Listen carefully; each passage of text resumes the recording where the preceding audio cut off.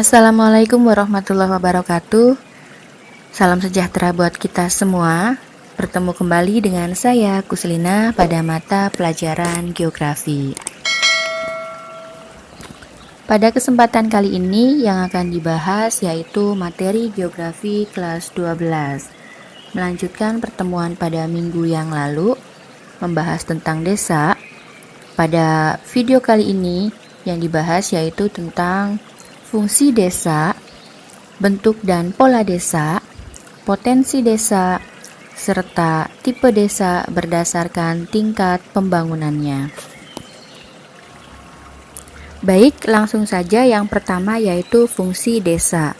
Menurut Bintarto, ada 3 fungsi desa, yaitu yang pertama, dalam hubungannya dengan kota, desa dapat sebagai hinterland atau daerah dukung. Yang kedua, ditinjau dari segi potensi ekonomi, desa berfungsi sebagai lumbung bahan mentah dan tenaga kerja yang produktif. Yang ketiga, dari segi kegiatan kerja, desa antara lain dapat berfungsi sebagai desa agraris, manufaktur, industri, dan nelayan. Berikutnya bentuk dan pola desa. Menurut Daljuni, bentuk desa secara sederhana dapat dikelompokkan dalam bentuk-bentuk berikut. Yang pertama, bentuk desa memanjang di pesisir. Yang kedua, bentuk desa yang terpusat di daerah pegunungan. Yang ketiga, bentuk desa linear di dataran rendah. Dan yang keempat, bentuk desa yang mengelilingi fasilitas tertentu yang bermanfaat. Menurut Bintarto, berdasarkan kondisi fisik daerah, ada 6 pola persebaran desa, yaitu yang pertama, pola persebaran desa memanjang jalan yang dapat ditemukan di wilayah yang datar. Yang kedua, pola persebaran desa memanjang sungai yang dapat ditemukan di wilayah aliran sungai di daerah dataran. Yang ketiga, pola persebaran desa memanjang pantai yang dapat ditemukan di daerah pantai yang landai. Yang keempat, pola persebaran desa memanjang pantai dan sejajar jalan kereta api di daerah pantai yang landai. Kelima, pola persebaran desa radial atau melingkar yang dapat ditemukan di daerah gunung berapi. Dan yang keenam, pola persebaran desa tersebar yang dapat ditemukan di daerah dengan tingkat kesuburan yang tidak merata. Berikutnya yaitu potensi desa. Potensi desa adalah sumber daya sosial, ekonomi, dan ekologi yang terdapat di desa yang dapat dikembangkan untuk meningkatkan kesejahteraan masyarakat desa. Menurut Bintarto, desa memiliki potensi fisik dan potensi non-fisik. Potensi fisik berkaitan dengan sumber daya di suatu desa. Menurut Abdurrahman, potensi fisik mencakup tanah, air, iklim, lingkungan geografis, ternak, dan manusia. Sementara itu, potensi non-fisik desa mencakup segala potensi yang berkaitan dengan masyarakat desa dan tata perilakunya. Yang terakhir yaitu tipe desa berdasarkan tingkat pembangunannya atau tingkat perkembangannya. Desa dapat dikelompokkan dalam kelompok desa swadaya, desa swakarya, dan desa swasembada. Desa swadaya yaitu desa tradisional, sedangkan desa swakarya yaitu desa yang lebih maju daripada desa swadaya. Desa swakarya disebut juga desa sedang berkembang atau desa transisi. Sedangkan desa swasembada adalah desa yang sudah berkembang, dan desa swasembada umumnya berlokasi di sekitar ibu kota.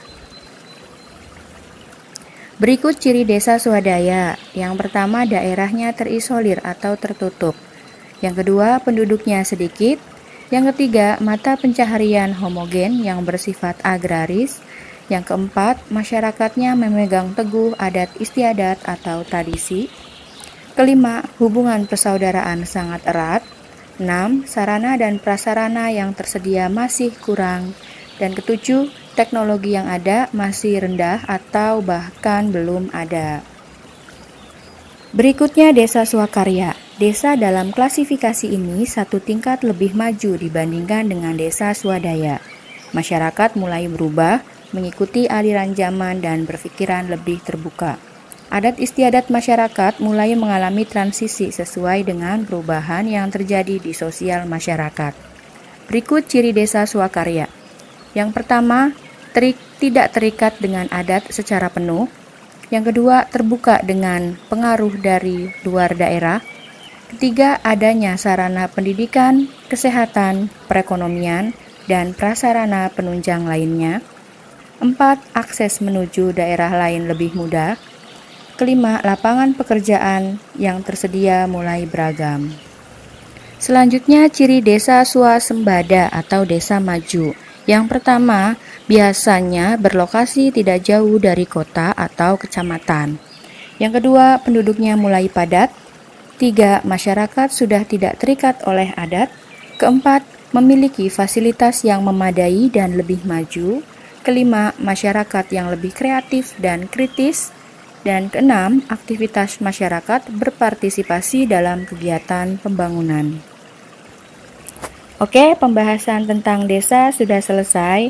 Di pertemuan berikutnya mulai masuk pembahasan tentang kota. Sesuai dengan kompetensi dasar pada bab ini yaitu menganalisis struktur keuangan desa dan kota, interaksi desa dan kota, serta kaitannya dengan usaha pemerataan pembangunan. Oleh karena itu, silakan kalian analisis desa kalian masing-masing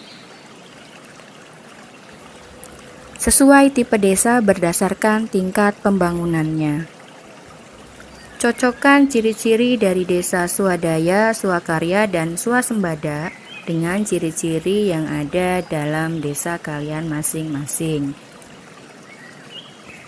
Kemudian analisis masuk kategori desa apa dan berikan alasannya.